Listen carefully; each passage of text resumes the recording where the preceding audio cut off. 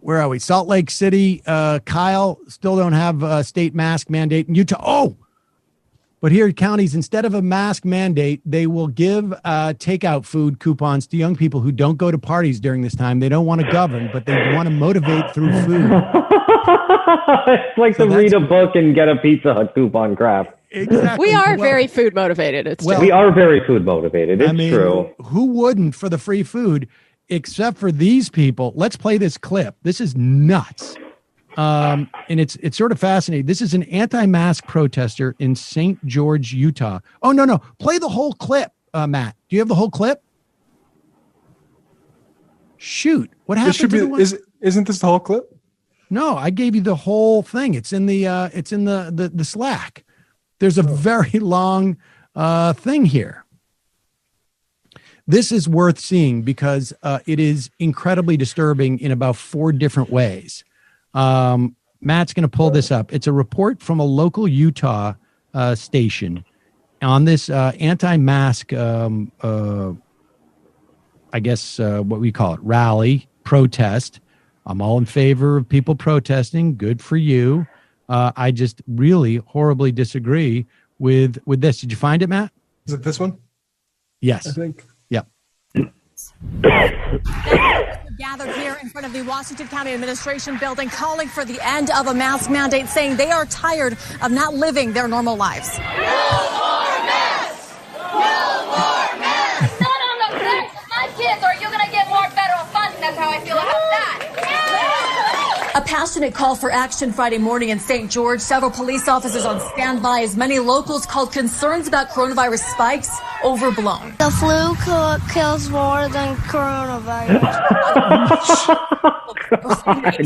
Carriers simply do not exist, and they cannot be forced to wear masks anywhere as citizens of the United States. If we want to wear a mask, that's fine. We can take care of ourselves. Some rally attendants say they shouldn't ever wear masks if they have any medical issues or mental health concerns, or if they feel they simply can't breathe. When George Floyd was saying, I can't breathe, and then he died, and now we're wearing a mask, and we say, I can't breathe, but we're being forced to wear it anyways. But many stated that they believe in all cases masks jeopardize kids' health. Parents are demanding they have the right to decide what to do with their children. I'll tell you another reason I hate masks. Most child molesters love them. School administrators responding that they don't understand why crowds are protesting them based on a mandate given by the governor. That's it. They blocked off the front entrance. It's a governor mandate supposedly. And these guys are like, we're a school and we're holding this up. There's a couple of things there. I mean, There's a couple of things that we should point out. Few. That child is incorrect. The flu does not kill more people. Owned. We should say, kid, you should not have come on the Majority Report. The kid, you just got owned. I should also say that to compare the idea of wearing a mask and having a cop basically break your neck until you're dead is grotesque, and it also makes me wonder what's really behind this. That you bring up the George Floyd protests in the context of your mask. Well, because it's the same thing. It's that's one answer. Obviously, the breathing. Obviously, the breathing thing. It's probably. I mean, it's part of the trend of rich white people pretending to be subaltern in some way, trying to adopt a subaltern identity. Like, this poor black man who was murdered by the police. Yeah, that's basically me. Bill Barr said that the lockdown was the worst thing, the worst abridgment of rights since slavery. Yeah, I mean, this is the way that they process these things. Why do black people? Why do we have to work? Why do black people get all the sympathy? As if these mandates only apply to white people in this instance. And then lastly, the child molester line is interesting. I mentioned on Ring of Fire this week. I interviewed Ali. I can't remember his last name off the top of my head now. But there has been a long precedent of the right obsessing about pedophilia and child molestation that started in the 80s as a function of more and more daycare centers, which were indicative and became sort of a proxy for the essentially the economic emancipation of women from being stuck in the kitchen. And this was an assault on the nuclear family, and that this idea of it grew out of that notion. And in some ways, I think it's like a Munchausen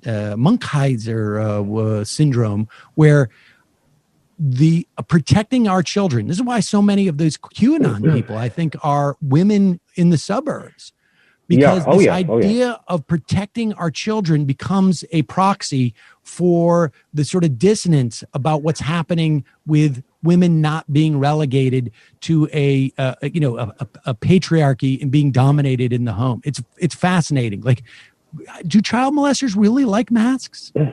It all goes back to pedophilia. Yeah. I mean, I only wish that the left had that kind of advanced, interwoven, intersectional critique that we see on display here.